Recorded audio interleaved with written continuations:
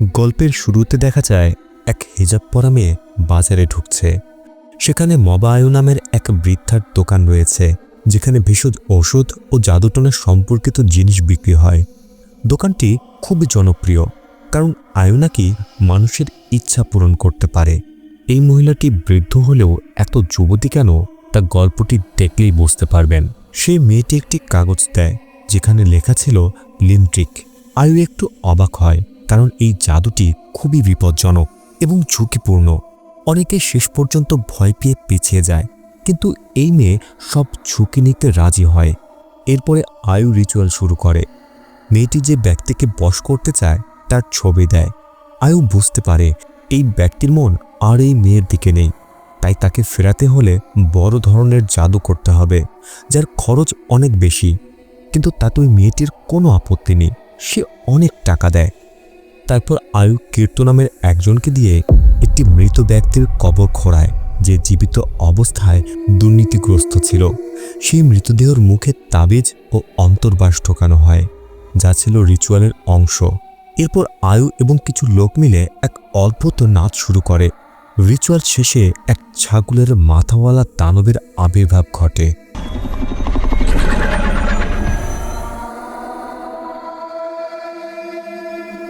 পরবর্তী দৃশ্যে আরিয় ও আনন্দকে দেখা যায়। কাজে যাওয়ার আগে আনন্দ আরিয়র জন্য তার পছন্দের খাবার ছাগলের মাংস রান্না করে। তারপর তারা বেরিয়ে পড়ে। আরিয় আনন্দকে তার খাবারের দোকানে নামিয়ে দেয়। সেখানে আনন্দকে সাহায্য করে তার বোন আমারা এবং দুই কর্মচারী ইয়ান্ত ও লিলিন। আনন্দ ও আমারা ছোটবেলা থেকেই এতিম, তাদের বড় করেছেন তাদের চাচা বাগিও। দোকানে পৌঁছানোর পর আমারা কলেজে যাওয়ার জন্য বিদায় নেয়। আরিয় যখন বাগিওকে সালাম করতে যায়, তখন হঠাৎই একটা অদ্ভুত ঘটনা ঘটে। আনন্দ তখন তার চাচার আচরণের জন্য ক্ষমা চায়, কিন্তু আরিয় বলে এসব তার কাছে স্বাভাবিক। সে আগে সব বুঝেছে। তার বাবা মা বৃদ্ধ, তাদের টাকা পয়সাও নেই, তাই তারা তাদের বিয়েতে আসতে পারেনি। এরপরে আরিয় কাজে বেরিয়ে যায়। সে একটি আঞ্চলিক ব্যাংকের কুরিয়ার কর্মচারী। দুপুরের সময় আনন্দের খাবারের দোকানে ভিড় লেগে যায়। সবাই তার রান্নার খুব প্রশংসা করে, তবে সবার অজান্তে কীর্ত সেখানে উপস্থিত ছিল। একটি ছেলে, যার নাম পুলুং, মজা করে দোকানের ভেতরের দৃশ্য ভিডিও করছিল। সে আন্দিনে রান্না ছাগলের মাথার দিকে ক্যামেরা ধরলে মাথাটির চোখ হঠাৎ খুলে যায়। এতে পুলুং ভয় পায় এবং তার খাওয়ার ইচ্ছা নষ্ট হয়ে যায়। এরপর সে রান্নাঘর থেকে অদ্ভুত শব্দ শুনে ভিডিও করতে করতে সেখানে যায়। একটি হাড়ির দিকে তাকিয়ে থাকে।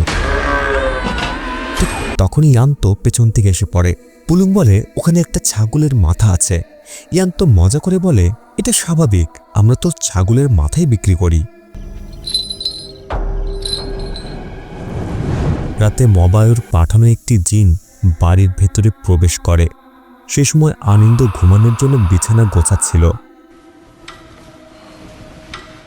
হঠাৎ চাদরের নিচ থেকে একটি ভয়ঙ্কর অবয়ব উঠে আসে, কিন্তু আনন্দ ঘুরে তাকাতেই সেটা অদৃশ্য হয়ে যায়। এ সময় রান্নাঘরে পানি ফুটছে শুনে সে সেখানে যাচ্ছিল। এমন সময় তার সামনের জানালার পর্দা থেকে একটি মৃতদেহের মতো অবয়ব বের হয়ে আসে।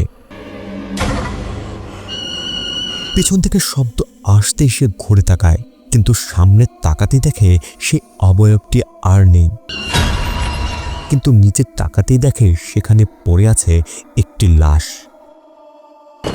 হঠাৎ করে সে লাশটি নড়তে শুরু করে। তখনই আনন্দ ঘুম ভেঙে বুঝতে পারে এটা একটি দুঃস্বপ্ন ছিল।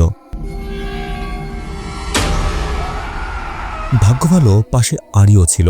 আনন্দ তাকে জড়িয়ে ধরে নিজেকে শান্ত করে। এরপর একসাথে গোসল করার সময় আনন্দ জিজ্ঞেস করে, তুমি আমাকে ছেড়ে কোথাও যাবে না তো? আরিও বলে সে কোথাও যাবে না। আনন্দ কল্পনাও করতে পারে না আরিও ছাড়া তার জীবন কেমন হবে। এরপর দৃশ্য চলে যায় সেই মেয়ের দিকে। তার নাম হলো নাউরা। সে তার শক্তিশালী তাবিজ বের করে, যার মধ্যে রয়েছে অন্তর্বাস এবং মবায়ুর দেয়া নেল পলিশ। নাউরা আরিওকে ফোন করে, কারণ সে তাকে খুব মিস করছে। ফোনে রিং শুনে আরিও জেগে ওঠে। আনন্দ সন্দেহ করে, কারণ আরিও ঘরের বাইরে গিয়ে ফোন রিসিভ করে। নাউরা বলে সে আরিওকে মিস করছে। বিশেষ করে শুক্রবার রাতে তার সঙ্গ দরকার। আরিও বলে সে তো আগেই গতকাল তার চাহিদা পূরণ করেছে। আনন্দ কান পেতে কথাগুলো শোনার চেষ্টা করছিল। হঠাৎ আরিও পিছন থেকে সে জিজ্ঞেস করে, তুমি এখানে কি করছো? আনন্দ চমকে যায়, কেননা আরিও তো দরজার পেছনে ছিল। তাহলে তার পেছনে এলো কিভাবে? তবুও সে আরিওকে জিজ্ঞেস করে, কে ফোন করেছিল? আরিও মিথ্যে বলে, পাকনাউরি অফিসের কাজ নিয়ে কথা বলছিল, আমাকে কাল সোমারাং যেতে হবে। আনন্দ একটু অবাক হয়, আবার কেন বাইরে যেতে হবে? পরের দিন আন্দিন ও আরিও অফিসে গেলে আন্দিন পাক নারিওকে ডেকে সোমারাং যাওয়ার জন্য খাবার দেয়। কিন্তু নারিও কিছুই বুঝতে পারে না, সে তো কোথাও যাচ্ছে না। নারিও চলে গেলে আরিও বলে লোকটা বুড়ো হয়ে গেছে, খুব সহজেই ভুলে যায়। এদিকে বাড়িতে আমারা, বাগিও ও তার স্ত্রী বসেছিল। বাগিও আমারাকে বলে দুপুরে আন্দিনের দোকান থেকে খাবার নিয়ে আসতে, কিন্তু সে বুঝতে পারে সামনে যে আমারা আছে সেটা আসল শরীর নয়, এটা শুধু আমারার আত্মা। আসল আমারা তখন কফিনের মধ্যে শুয়ে আছে। সে আসলে বিশেষ এক ধরনের আত্মা বিচ্ছিন্ন করার বিদ্যা শিখছে, যা বাগিও তাকে শিখিয়েছে। যখন আমারা খাবার নিতে দোকানে যায়, সে অবাক হয়, দোকানটা অস্বাভাবিকভাবে ফাঁকা। সাধারণত এখানে সবসময় ভিড় থাকে। লিলিনও বলে কয়েকদিন ধরে দোকানটা একেবারেই জমছে না। আন্দিন তখন বাসার পেছনে পচে যাওয়া ছাগলের মাথা ফেলে দিতে যায়। ঠিক তখনই এক মহিলা এসে খাবার খেতে চায়। লিলিন খুশি হয়ে তাকে সেবা দিতে শুরু করে। যে মেয়েটি খাবার খেতে এসেছিল সে আসলে নাওরা। সে বিশেষভাবে ছাগলের মাথার খাবার অর্ডার করে। খাবার প্রস্তুত হলে আন্দিন নিজেই সেটি নাওরার কাছে নিয়ে যায়। নাওরা একা খেতে পছন্দ করে না, তাই সে আন্দিনকে সঙ্গে বসে খেতে বলে। আন্দিন তাকে হাতে খাওয়ার পরামর্শ দেয়, এতে নাকি খাবার আরও মজাদার লাগে। নাওরার নখ দেখে আন্দিন মুগ্ধ হয়ে যায়। নাওরা ধন্যবাদ জানিয়ে বলে আন্দিনও যেন তার দেওয়া নেল পালিশ ব্যবহার করে, তাহলে আরও সুন্দর লাগবে। কিন্তু আন্দিন তা গ্রহণ করে না, কারণ সে অন্যের কাছ থেকে কিছু নিতে অভ্যস্ত নয়। খাওয়ার আগে নাওরার ফোনে একটি মেসেজ আসে, ফলে তাকে চলে যেতে হয়। যাওয়ার আগে সে বিল পরিশোধ করে এবং বাড়তি টাকা আন্দিনকে দিয়ে যায়। অন্যদিকে ইয়ান্ত বাজার থেকে ফেরার পথে হঠাৎ আরিওকে দেখে ফেলে। সে লুকিয়ে দেখে আরিও একটি গাড়িতে উঠে যাচ্ছে। রাত হলে আন্দিন নাওরার ফেলে যাওয়ার নেল পলিশটি ব্যবহার করে। আমারা তখন মোবাইলে স্ক্রল করতে করতে অবাক হয়, এত বেশি পরকীয়ার ঘটনা। সে আন্দিনকে প্রতিশ্রুতি দেয়, যদি আরিও কোনো খারাপ কিছু করে তাহলে সে তাকে শায়েস্তা করবে। তারা কথা বলার সময় হঠাৎ ছাদের ওপর কারো পায়ের শব্দ শোনা যায়। আন্দিন টর্চ নিয়ে ওপরে দেখে, কিন্তু কিছুই পায় না। মাঝরাতে আন্দিন ভাবে আমারা হয়তো পা নাড়াচ্ছে, কিন্তু দেখে আমরা তো গভীর ঘুমে। চাদর সরাতেই দেখা যায় একটি সাপ বিছানার নিচে ঢুকে যাচ্ছে। আমরা জেগে উঠে খোঁজে দেখে, কিন্তু কিছুই পায় না। সেভাবে আন্দিন হয়তো ক্লান্তির কারণে এসব দেখছে। পরের দিন আন্দিন আবার কিছু পচে যাওয়া ছাগলের মাথা ফেলে দেয়। সে ভাবতে থাকে প্রতিদিন এগুলো পচে যাচ্ছে কেন। এদিকে লিলিন ইয়ান্তর সন্দেহে বিশ্বাস করতে চায় না, কেননা সে সন্দেহ করছিল আরিও নাকি পরকে জড়িয়েছে। সে ভয় পায় আন্দিন শুনলে মানসিকভাবে ভেঙে পড়বে, কিন্তু আন্দিন তাদের কথা শুনে ফেলে এবং জিজ্ঞেস করে কি নিয়ে আলোচনা হচ্ছে। ইয়ান্ত তখন আরিওর পরকীয়ার একটি ছবি দেখায়, তবে ছবিটি স্পষ্ট না হয় লিলিন রেগে যায়। আন্দিনও বিশ্বাস করতে পারে না তার স্বামী এমন কাজ করতে পারে।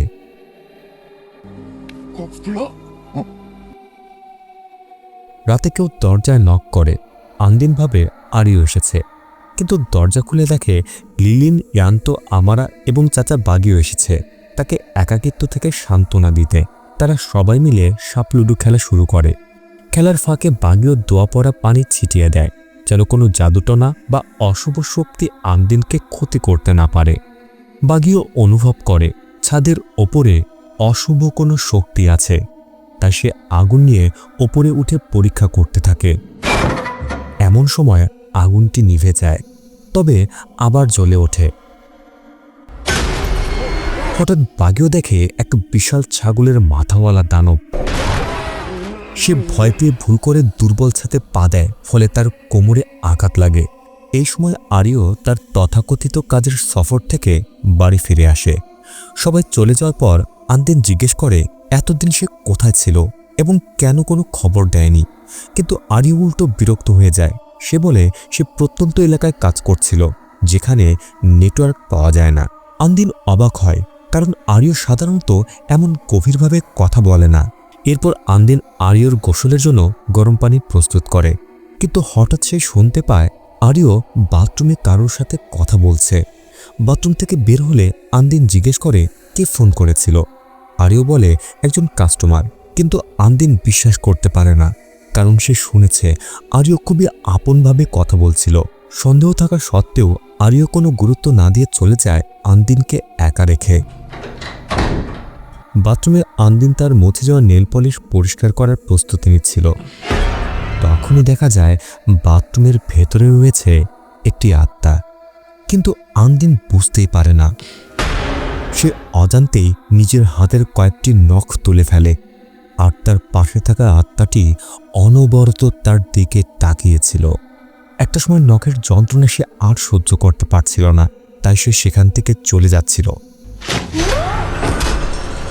তখনই পা পিছলে নিচে পড়ে যায়, আর ওপর থেকে ধারালো কাঁচি তার ওপরে পড়ে। ভাগ্য ভালো ছিল, সামান্য একটুর জন্য সে বেঁচে যায়। মাঝরাতে আরিওর ফোন বেজে উঠলে আন্দিনের ঘুম ভেঙে যায়। সে ফোন রিসিভ করে, কিন্তু কোনো শব্দ শোনা যায় না। ফোনটি আবার বেজে ওঠে এবং ভিডিও কল আসে। অদ্ভুতভাবে ভিডিওতে হঠাৎ ভয়ঙ্কর একটি দৃশ্য দেখা যায়, যা দেখে আন্দিন চিৎকার করে ওঠে।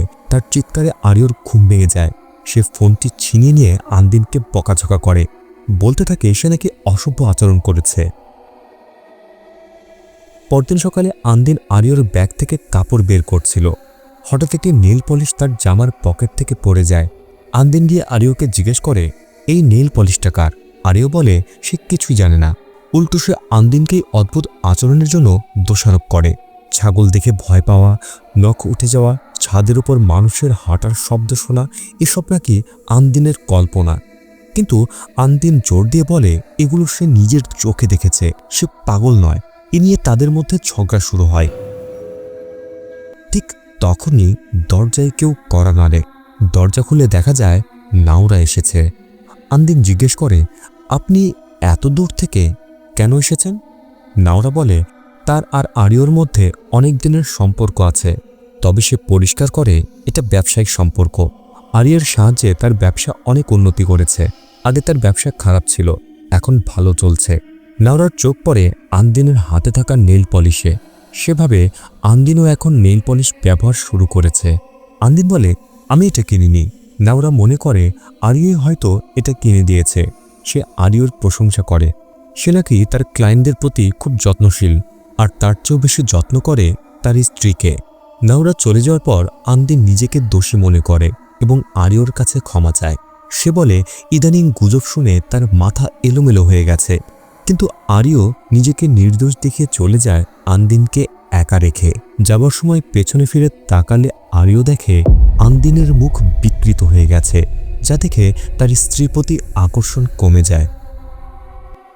দোকানে ইয়ান্তু বলে আজ একদিন ছুটি নেওয়া ভালো, কারণ আন্দিন অসুস্থ। কিন্তু আরিও দোকানে এসে খাবার অর্ডার করলে আন্দিন নিজেকে জোর করে কাজ করতে থাকে। কিছুক্ষণ পর বাগিও আসে। তাকে দেখে আন্দিন ভেতরে গিয়ে কফি বানাতে যায়। এ সময় আরিও যখন ছাগলের মাথার রান্না খায় তখন তার বমি বমি লাগে। বাগিও অবাক হয়, কারণ আগে এটা আরিওর প্রিয় খাবার ছিল। কথা বলার সময় বাগিওর ম্যাচ পড়ে যায়। সেটা তুলতে গিয়ে সে দেখতে পায় আরিওর পেছনে অনেক ভয়ঙ্কর অবয়ব দাঁড়িয়ে আছে। ওপরে তাকে সে আরও দেখে আরিওর পেছনে অনেকগুলো লাশ। এই দৃশ্য দেখে বাগিও স্তম্ভিত হয়ে যায় এবং এক ফোঁটা কফিনও না খেয়ে সেখান থেকে চলে যায়। এদিকে নাওরা আয়ুর কাছে অভিযোগ করে লিন্টির জাদু তার মন মতো কাজ করছে না। সে চায় আরিও সবসময় তার কাছে থাকুক। আয়ু বলে কেউ তাদের পথে বাধা দিচ্ছে, আর সে হলো বাগিও। জাদুকে আরও শক্তিশালী করতে হলে নাওরাকে নিজেই একটি বিশেষ রিচুয়াল পালন করতে হবে। মাঝরাতে নাওরা চুপি চুপি আন্দিন ও আরিয়র বাড়িতে ঢুকে পড়ে। সে কাঁচি বের করে আন্দিনের দিকে এগোয়। মনে হয় সে তাকে হত্যা করবে, কিন্তু আসলে সে আন্দিনের কিছু চুল কেটে নেয় রিচুয়ালের উপকরণ হিসেবে।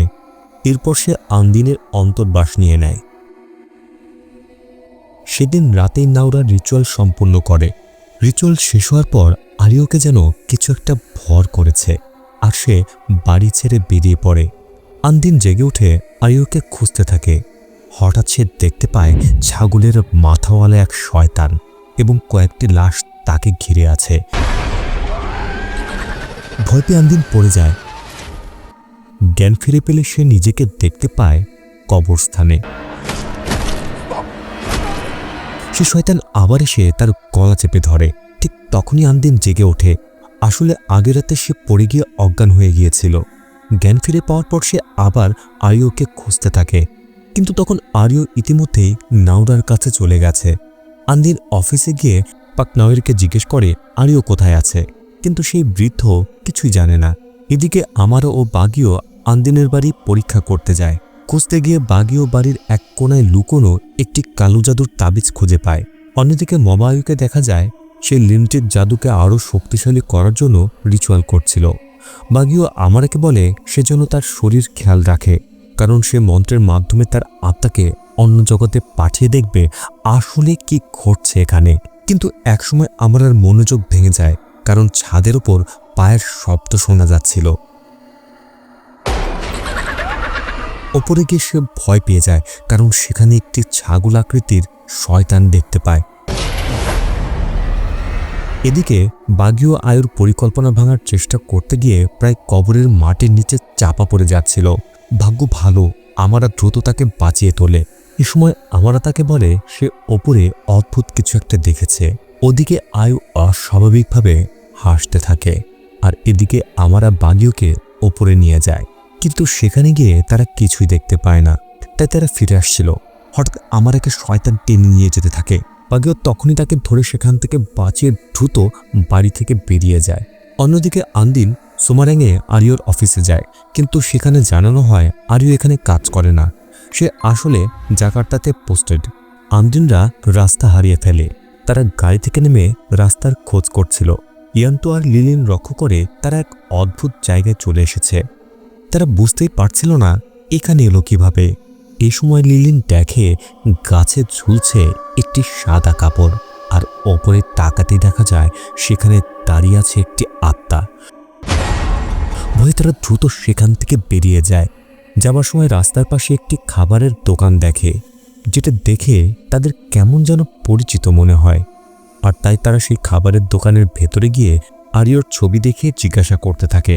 দোকানের কর্মচারীদের জিজ্ঞেস করে তারা কি এই ছবির লোকটিকে দেখেছে, কিন্তু কেউ তাকে চিনতে পারে না। এই সময় ইয়ান্তো দেখে আরিও নাওরার সঙ্গে এসেছে। সে আন্দিনকে ইশারা করে কিছু করতে বলে। আন্দিন রাগে আরিওকে আঘাত করে, এতে রক্ত বের হতে থাকে, কিন্তু পরে বোঝা যায় এটা আসলে ইয়ান্তোর কল্পনা ছিল। আন্দিনকে দেখে নাওরা দ্রুত সেখান থেকে বেরিয়ে যায়। আন্দিন ভেঙে পড়ে এবং কষ্ট নিয়ে বাড়ি ফিরে আসে। পরদিন আন্দিন মনে করে কিভাবে তার সঙ্গে আরিওর পরিচয় হয়েছিল। তখন আরিও তার দোকানে এসে খাবার খেয়েছিল এবং তার রান্নার প্রশংসা করেছিল। দোকানে ভিড় না থাকায় আরিও তাকে সাহায্য করতে চেয়েছিল। সে টাকা দিয়ে বড় দোকান খুলতে সাহায্য করে, যেখানে ছাগলের মাথা প্রধান খাবার ছিল। দোকান সফল হওয়ার পর আরিও আনন্দকে বিয়ের প্রস্তাব দেয়। এ সময় আমার এসে তার কষ্ট পাওয়া বোনকে সান্ত্বনা দেয়, কিন্তু আন্দিনের দুঃখ আরও বেড়ে যায়, কারণ আন্দিন জানতে পারে সে আরিওর সন্তানের মা হতে চলেছে। রাকে বাগিও আন্দিনকে বলে আরিওকে আসলে লিনটির জাদুর মাধ্যমে বশ করা হয়েছে। নাওরা তাকে নিজের করে নিতে চায়, আর এখন সে সফল হয়েছে। আন্দিন কাঁদতে কাঁদতে বাগিওকে সাহায্য করতে বলে, কারণ তার অনাগত সন্তানের বাবার প্রয়োজন। বাগিও প্রতিশ্রুতি দেয় সে আন্দিনকে সাহায্য করবে এবং তাকে রক্ষা করবে। পরদিন লিলিন পচে যাওয়া ছাগলের মাথা ফেলে দিতে যায়, কিন্তু হঠাৎ সেই মাথা গর্ত থেকে বাইরে ছিটকে বেরিয়ে আসে। লিলিন ভয় পেয়ে চিৎকার করে। ইয়ান্তো এসে দেখে এবং আবার সেটি গর্তে ফেলে দেয়। কিছুক্ষণের মধ্যেই সব শান্ত হয়ে যায়, কিন্তু হঠাৎ এক অদৃশ্য শক্তি ইয়ান্তকে টেনে গর্তের ভেতরে নিয়ে যেতে চায়। লিলিন দ্রুত তাকে টেনে বাঁচায়। মুহূর্তেই সে ছাগলগুলো জীবন্ত হয়ে তাদের তাড়া করতে থাকে। এই সময় সেই গর্তের ভেতরে দেখা যায় সেই শয়তানকে। ছাগলের আত্মাগুলো দোকানের ভেতরে ঢুকে সবকিছু ধ্বংস করতে থাকে। ইয়ান্ত ও লিলিন আলাদা হয়ে যায়। লিলিন পালাতে গেলে শয়তান তাকে আগুনের চুল্লির ভেতরে আটকে দেয়। প্রায় আগুনেই পুড়ে যাচ্ছিল সে, কিন্তু ঠিক সময়ে ইয়ান্ত তাকে বাঁচিয়ে ফেলে। তারা দ্রুত সেই হোটেল থেকে বাইরে বেরিয়ে আসে। রাতে আমারও ও বাগিও আন্দিনকে সাহায্য করতে যায়। তারা মবায়ুর বাড়িতে যায় সেই ছবিটি খুঁজে বের করার জন্য, যেটা দিয়ে আরিওর ওপর লিঙ্কটিক জাদু করা হয়েছে। আন্দিন তার বোনকে সাবধানে থাকতে বলে। এরপর তারা কফিনের ভেতরে ঢুকে নিজেদের শরীর ও আত্মা আলাদা করে ফেলে।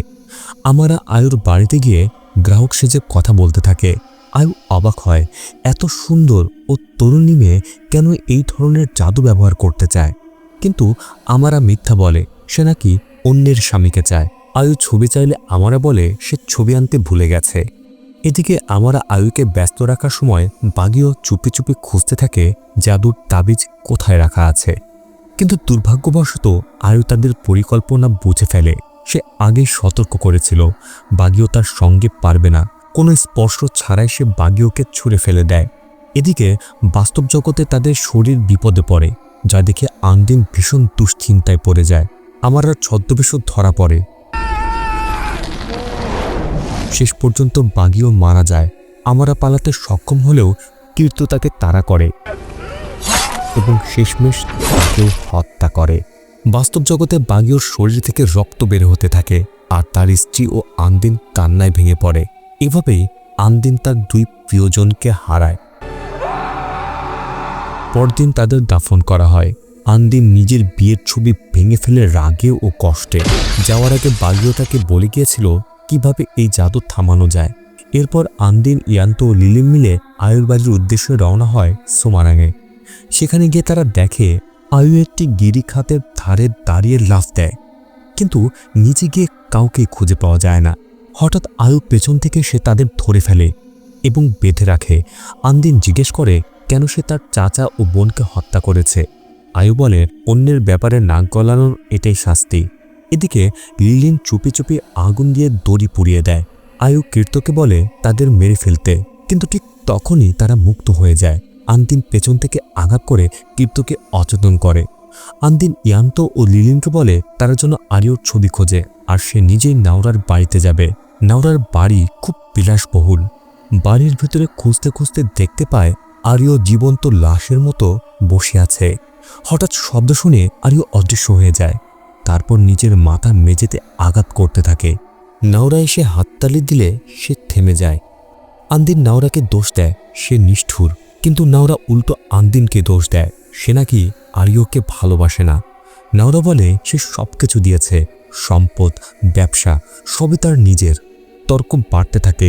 শেষে নাওরা আরিওকে দিয়ে আন্দিনের উপর আক্রমণ করায়। আন্দিন লড়াই করে, সে নাওরাকে মারতে যায়, কিন্তু দেখা যায় নাওরার নিয়ন্ত্রণ তার ওপরেও আছে। এরপর নাওরা আন্দিনকে দিয়ে আরিওকে আক্রমণ করায়। তারপর দুজনকেই একে অপরের বিরুদ্ধে লড়াই করতে বাধ্য করে। এদিকে ইয়ান্ত ও লিলিন আরিও ও আন্দিনের সেই জাদু করার তাবিজ খুঁজে পায়। তারা তাবিজটি পুড়িয়ে ফেলে, ফলে জাদুর প্রভাব নষ্ট হয়ে যায়। নাওরা তখন ছুরি নিয়ে আন্দিনকে মারতে চায়, কিন্তু আন্দিন জানায় সে গর্ভবতী। এই কথা শুনে নাওরা থমকে যায়। আন্দিন তাকে অনুরোধ করে সে যেন তার সন্তানকে বাঁচতে দেয়। এ সময় একটি শিশুর কণ্ঠ শোনা যায়। সে তার বাবাকে ডাকছে। জানা যায় সে নাওরা ও আরিওর সন্তান। নাওরা জানায় সে কোনো অন্যের স্বামী কেড়ে নেওয়া মেয়ে নয়, সে গত 7 বছর ধরে আরিওর স্ত্রী। সে এসব করেছে তার সন্তানের জন্য। নাওরা আরও বলে সে কখনো আরিওকে ছেড়ে যায়নি, যদিও তার কাছে সব কিছু ছিল। সে জানে আন্দিনও দোষী নয়, তারা দুজনেই আসলে আরিওর লালসা ও প্রতারণার শিকার। এই ঘটনাগুলোর পর থেকে আরিও আর নাওরার সম্পর্ক কী অবস্থায় ছিল তা স্পষ্ট নয়। তবে একটা বিষয় পরিষ্কার, আরিও মূলত নারী লোভী ছিল, আর সে তার স্বভাব বদলাতে পারেনি। সে আবারও নিজের সহকর্মী আইরিশকে বিয়ে করে, কিন্তু একজন মেয়ে তার জন্য কখনোই যথেষ্ট ছিল না। আরেকটি বিয়ে করার পরও সে অন্য এক সুন্দর আকর্ষণীয় মেয়ের সঙ্গে সম্পর্ক চালিয়ে যেতে থাকে। এই বিষয়টি আইরিশ মেনে নিতে পারেনি, তাই সে চলে যায় কালো জাদুকর আয়ুর কাছে। তার মাধ্যমে আয়ুর বিরুদ্ধে এক ভয়ঙ্কর রিচুয়াল করা হয়। এদিকে আরিও তার নতুন প্রেমিকার সাথে ব্যস্ত। একান্ত সময়ে তারা ঘনিষ্ঠ হতে যায়। তখনই আরিও লক্ষ্য করে তার সামনে মুহূর্তে সে শয়তানটি তাকে নৃশংসভাবে মেরে ফেলে। এরপর আরিওর প্রেমিকা যখন সেখানে আসে,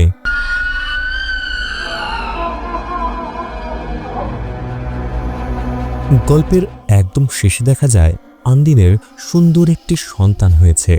আর অতীতের সব দুঃখ ভুলে এই সন্তানের মাঝেই যেন তারা সব সুখ খুঁজে পায়।